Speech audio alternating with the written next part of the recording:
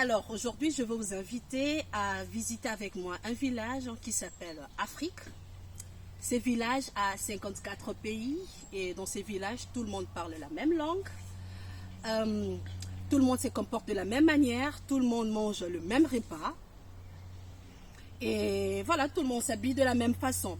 Alors, je ne vais pas entrer en détail de tous les 54 villages. Je vous amène plutôt à visiter avec moi un seul village qui s'appelle la RDC. C'est un village mais qui a une superficie de 2 millions. Et dans ce village, c'est tellement reculé qu'il n'y a pas de réveil. Donc le matin, c'est un gourou qui se réveille et il fait un cri et tout le monde se réveille. Donc voilà, c'est comme ça que les gens se réveillent là-bas. Et quand les gens se réveillent, la première chose, c'est d'abord d'aller à la source pour aller chercher de l'eau.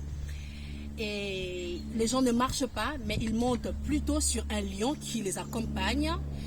Et ces lions qui les accompagnent, voilà, c'est comme leur ami de compagnie, quoi. C'est comme leur animal de compagnie. Hein? Un lion, mais c'est un animal de compagnie. Alors, quand ils cherchent de l'eau à la source, de retour à la maison, ben, pour le petit déjeuner, vous savez ce qu'ils mangent. Ils préparent des éléphants, par exemple, et des herbes sauvages. C'est ce qu'ils prennent au petit déjeuner. Et là, je dois signaler que c'est le seul repas de la journée. Il n'y a que ces petits déjeuners et c'est fini, qui est composé des éléphants ou d'autres animaux sauvages et des herbes sauvages. Et pour aller travailler, vous savez comment les gens se déplacent. Alors sur des chevaux, sur des lions, comme pour aller chercher de l'eau, sur des éléphants par exemple, sur des hippopotames. Et à signaler aussi que dans tous ces villages de 2 millions, il n'y a pas d'électricité.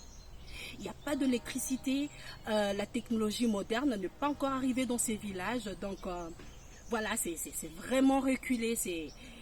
Voilà, ils ne savent encore rien de la technologie moderne. Et ce qui est intéressant dans ces villages, c'est que les femmes, pour accoucher, ben, elles restent debout et elles font juste un cri. Ah! Et voilà, le bébé sort. Et c'est comme ça que ça se passe dans ce village. Donc voilà, vous avez eu un petit point de vue sur ces grands villages africains. Et sur ces grands villages RDC qui a une superficie de 2 millions. Alors, merci d'avoir découvert avec moi aujourd'hui le village d'Afrique.